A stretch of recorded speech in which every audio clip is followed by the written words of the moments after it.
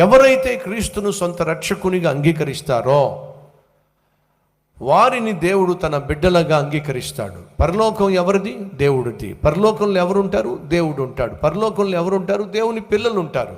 ఎందుకని? అది ఆయన ఇల్లు.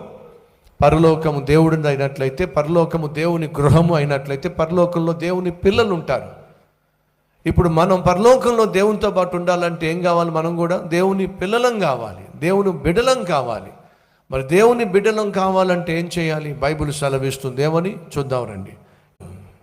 తనను ఎందరూ అంగీకరించిరో వారందరికీ, అనగా తన నామమునందు విశ్వాసం ఉంచిన వారికి దేవుని పిల్లలగుటకు ఆయన అధికారము అనుగ్రహించెను. ఎవరైతే యేసును అంగీకరిస్తారో, యేసును సొంత రక్షకునిగా స్వీకరిస్తారో వాళ్ళందరినీ కూడా తండ్రి అట నా బిడ్డలు, నా కుమారుడు, నా కుమార్తె అనే ముద్ర